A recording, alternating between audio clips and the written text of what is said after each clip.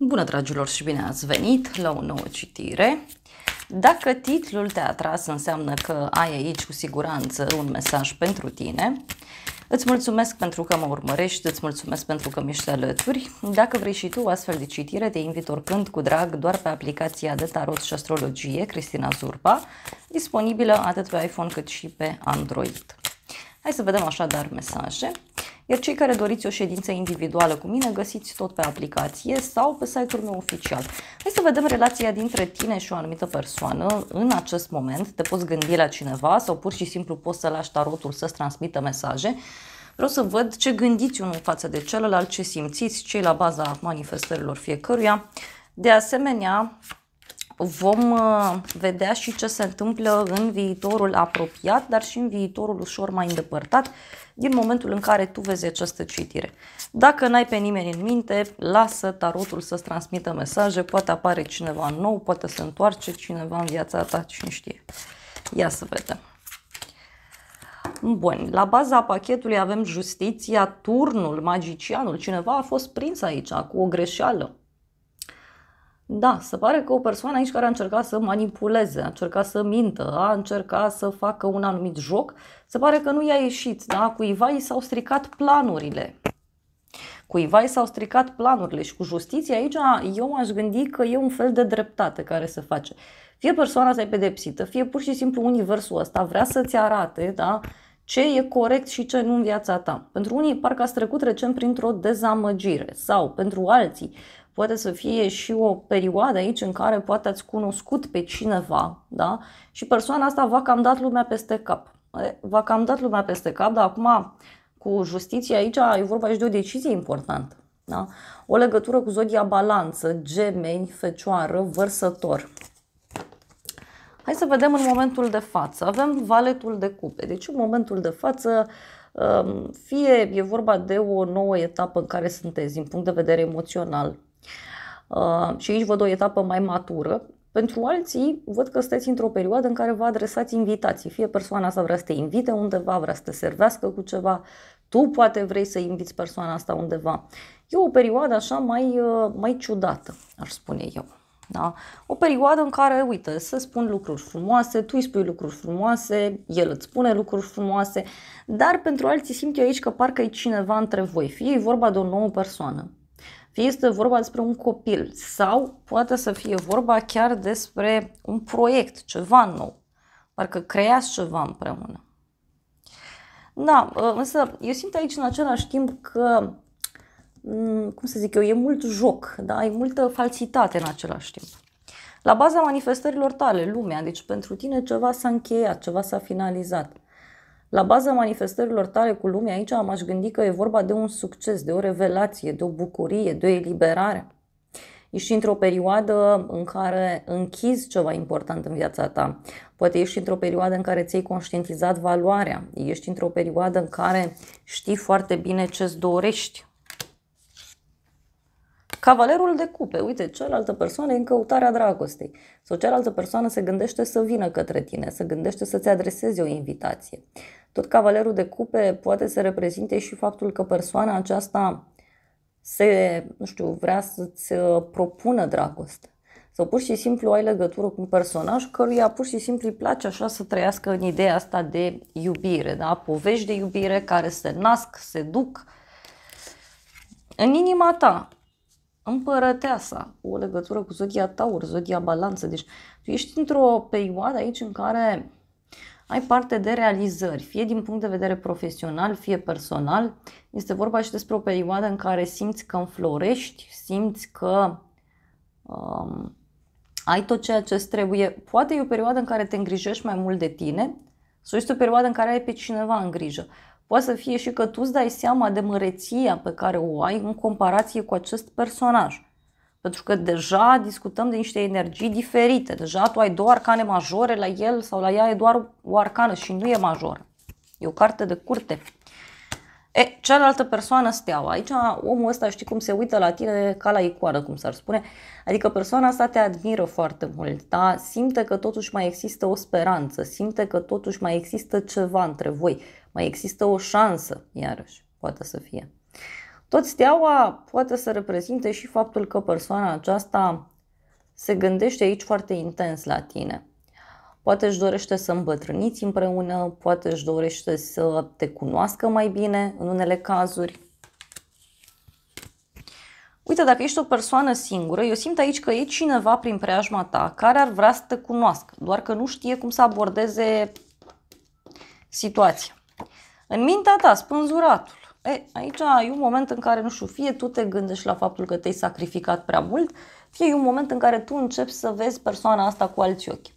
Pentru unii poate să fie aici și o perioadă în care sunteți blocați la muncă, adică aveți mai mult de lucru sau sunteți aici prinși într-o misiune foarte importantă, poate e vorba de o misiune spirituală pentru unii, dar oricum ar fi, tu te gândești că te sacrifici pentru persoana asta. Adică îți dai seama de valoarea pe care o ai și în același timp îți dai seama că te sacrifici pentru un asemenea om. Da? Cealaltă persoană, 7 de cupe. Păi omul ăsta, cum să zic eu simt aici că persoana asta nu vrea ceva stabil, nu vrea ceva serios, cel puțin în acest moment. Dacă e vorba de o persoană nouă, acest personaj își face foarte mari așteptări. Uite, persoana asta poate are mai multe opțiuni în minte, poate persoana asta te visează sau se gândește la tine în continuu, dar oricum ar fi, își face prea multe iluzii, își face prea multe speranțe. Poate omul ăsta se și gândește că tu ai mai multe opțiuni și atunci trebuie să vezi de unde alegi. Da. Deci sunteți în realități aici puțin diferite. În curând avem 4 de spade, deci în curând vedea aici o întâlnire cu liniște, cu pace, dar poate să însemne și o perioadă de pauză. Pentru unii e posibil să fie vorba și despre o călătorie în care mergeți împreună cu persoana asta. Tot 4 de spade poate să însemne și un moment de relaxare pe care, știu, persoana asta ți-l propune. La baza manifestărilor tale, valetul de monede. Deci, uite, tu în curând aici văd că ești foarte prins pe făcut bani. Nu știu, vrei să faci bani sau poate să fie că te afli într-o perioadă de noi începuturi în viața ta. Ai un proiect nou, ai ceva nou. Cealaltă persoană, 2 de cupe. Deci, uite, omul ăsta își va dori aici foarte mult să te întâlnească. Da? Pentru că persoana aceasta în curând aici își va dori foarte mult să stați împreună, să vă întâlniți, să aveți discuții de la suflet la suflet. Pe când tu aici, uite, tu ești concentrat mai mult pe partea materială sau poate cine știe, te concentrezi mai mult pe partea practică, da, a relației. În inima ta, cavalerul de bâte, uite, foarte mult curaj pe care îl ai și foarte mult entuziasm, văd aici. Fie îți dorești să te întâlnești cu omul ăsta în viitor, poate să fie și un moment pasional pe care îl aveți. Dar eu în viitor te simt aici foarte curajos, foarte curajoasă, foarte energică, foarte energic.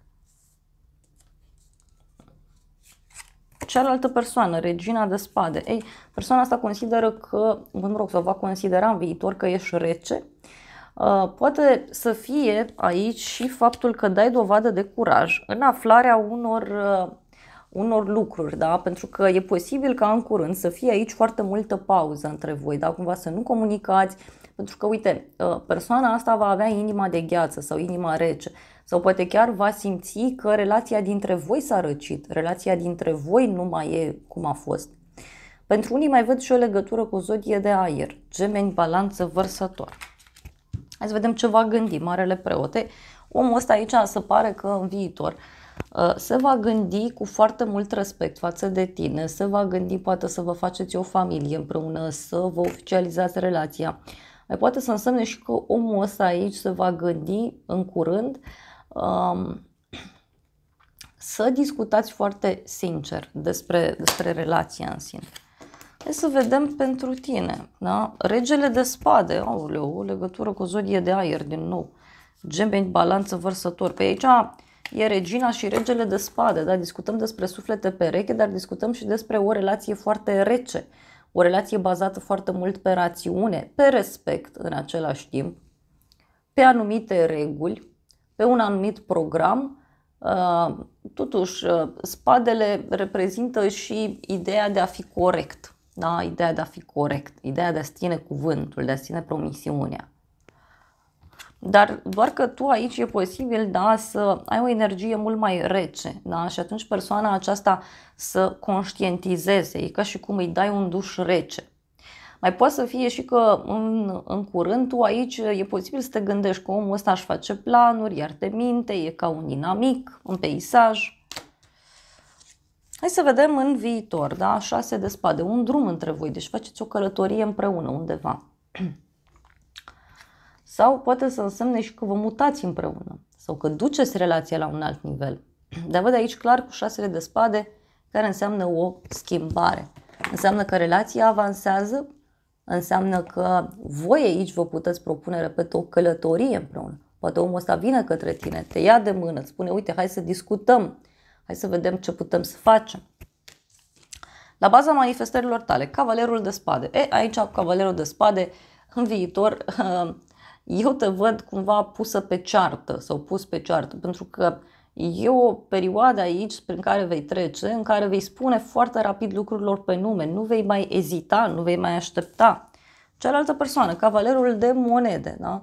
Deci omul ăsta, uite, în viitor e ca și cum vine cu ceva către tine, cu o propunere, cu o veste, vine către tine cu o sumă de bani. Ceva are. În inima ta, asul de spade, uite aici o decizie radicală pe care o iei. E o decizie radicală legată de persoana asta, e o decizie radicală legată de poate cineva apropiat, dar în inima ta, ce văd eu în viitor, e foarte multă răceală și foarte multă siguranță, e ca și cum zici, gata, până aici. Cealaltă persoană, 10 de cupe, pe da, nu știu, omul ăsta în viitor, eu îl văd aici foarte liniștit, foarte relaxat, da?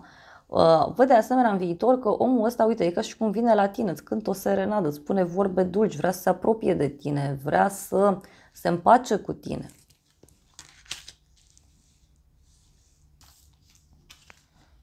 În mintea ta, Marea Preoteasă, deci poate să fie și că vă desparte un drum aici în viitor, e ca și cum persoana asta pleacă undeva, da? Totuși, Marea Preoteasă în mintea ta în viitor îmi spune că aici fie tu afli niște secrete și din acest motiv reacționezi atât de impulsiv, fie cu Marea Preoteasă în mintea ta poate să însemne și faptul că ești într-o perioadă în care cauți foarte multe informații. Ești într-o perioadă, sau vei fi într-o perioadă aici în care vei fi foarte ascunsă, misterioasă. Cealaltă persoană, 9 de cupe, nu știu, omul ăsta îi se va părea foarte normal, da? Uite cât de bucuros, cât de emoțional, poate va insista să te ia în brațe, va insista să se apropie de tine. Eu ce simt aici să vă transmit, ca și energie generală până acum? Eu simt că e vorba de faptul că tu, cel puțin aici, ești într-o schimbare foarte mare a destinului tău. Tu ți-ai conștientizat valoarea, doar că e posibil, da, să nu fii la același nivel. E ca și cum tu ai nevoie aici de o energie mai mare, ai nevoie de un om mai bun, ai nevoie de ceva mai mult de atât. Și personajul ăsta eu nu zic că nu-i bun, dar e la un nivel mult inferior. Da? Și te poate trage în jos din punct de vedere energetic și ca evoluție, bineînțeles. Aici, repet, parcă ai de-a face cu un om care are o gândire foarte simplă. Nu neapărat dacă e o persoană care, știu eu, nu-l duce capul, să știu eu, nu are școală, nu e vorba de asta. E vorba că e un personaj care nu are o gândire mai complexă. Deci omul ăsta e cu dragoste și pentru el e totul frumos. Pe când aici la tine totuși eu te văd destul de rece, de detașat. Na, hai să vedem totuși. Sunt curioasă să vedem ce cu 4 ăsta de spade, în primul rând aici. 4 de spade, avem casa și sfârșitul. Da? Deci poate să fie că luați o pauză. Vă întâlniți undeva și aveți o discuție. Uite, avem gelozia. Persoana asta, uite, văd aici că va fi geloasă. Să vedem ce e cu drumul ăsta, unde vă duceți voi.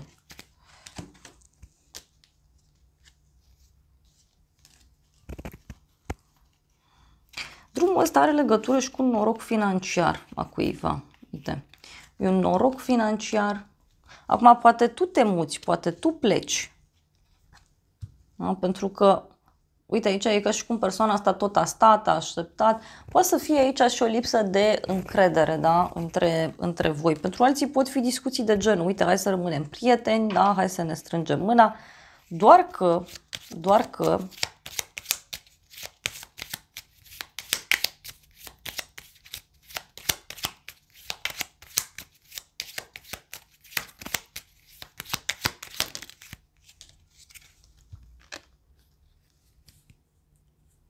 totuși văd pe cineva care e trist, da?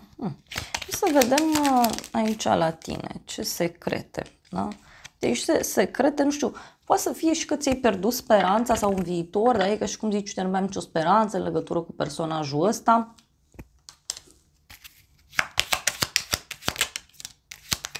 Uite, și vei lua o hotărâre, ia uite. Adică ce văd eu aici în viitor e faptul că vei lua o hotărâre radicală, da? Că mi-a ieșit ca și clarificare pentru Cavalerul de Spade cartea asta. Deci e clar aici că vei reacționa într-un mod foarte, foarte, foarte ciudat, foarte dur.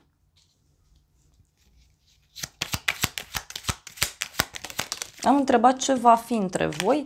Avem aici un personaj care, nu știu, e ca și cum moare dorința, da? E ca și cum nu mai există atracție, nu mai există comunicare, nu mai există ceva anume aici. Ia să vedem ce zice acest oracol. Ei, cineva poartă niște ochelari de soare, adică cineva percepe o situație diferit. Da? Cineva doar se uită și atâta tot, pentru că, uite, e o persoană care fuge, care se sabotează singur sau singură. Uite, e o persoană care tot repetă un anumit tipar, repetă un anumit comportament.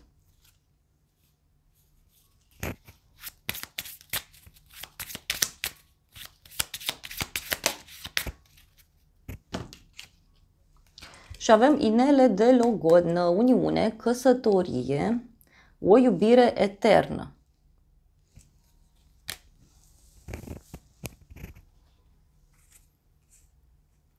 Avem întâlnire și conversație, separare. Da, deci aici e clar că voi veți avea o întâlnire, da? Și veți avea o discuție legată de un sfârșit și de un nou început. Dar e clar că această relație nu are cum să mai fie la fel. Ia să vedem un mesaj din partea acestui oracol.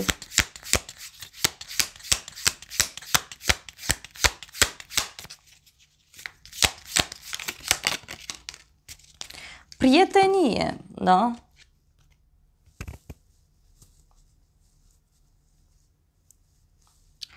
Natura unei legături de dragoste în relația ta și în iubirea vieții tale se va schimba. Adică aici ți se spune că e foarte important să fiți și prieteni, da? Pe lângă toată situația asta. Și ce mai avem aici? Avem uniune erotică. Opa, ia să vedem. Onorează locul celuilalt. E ca și cum ți se spune să te bucuri, da? Să te bucuri de moment. Foarte interesant. Mai vreau o carte.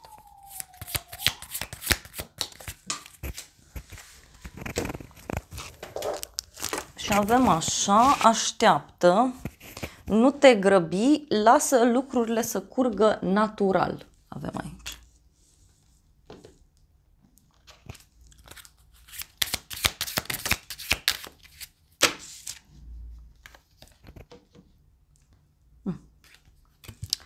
Ceva ce înconjoară, da? Din nou și din nou. E ca o spirală. Eu tot cred aici că un tipar se repetă. Deci un tipar se repetă aici, în relația asta, în situația asta. Și ca și cum cineva se întreabă de ce. Și că a venit timpul să pleci.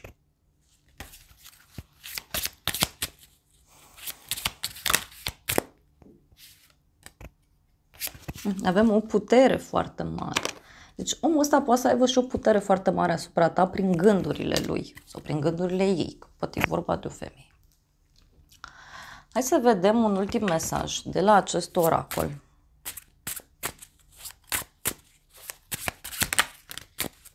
Au ieșit două mesaje. Primul este cu cifra 9, mesaje telepatice. Câteodată simt că e ca și cum vorbești în capul meu. Câteodată mă trigăruiește, pentru că mă întreb cât de mult poți să vezi în mine sau cât de multe poți să știi despre mine. Și apoi avem așa, cifra 6, misiune, ca suflete gemene. Noi suntem aici pentru a crește și pentru a-i ajuta pe ceilalți să facă la fel. Da, e ca și cum ați avea aici un fel de misiune împreună. Iar la baza pachetului e din nou mesajul misiune, cifra 1. Încep să mă focusez pe misiunea mea și conexiunea noastră este parte din așa ceva. Foarte interesant. Dragilor, cam atât, dar hai să vedem și ce îți va spune omul ăsta. Că, repet, parcă sunteți în energii total diferite și așa o să fie până la final. Și că iubește pe altcineva, îți promit că într-o zi ne vom regăsi. Deci omul ăsta e resemnat, da? Îți spune să îți cauți pe altcineva, să te uiți în altă direcție. Cu toate că, uite, ci că recitesc toate conversațiile noastre.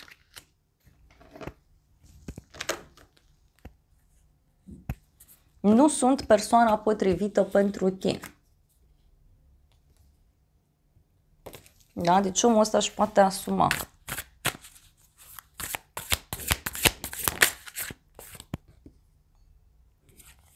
Dar în același timp, uite, ce văd eu aici e că omul ăsta nu se poate desprinde de tine. Da?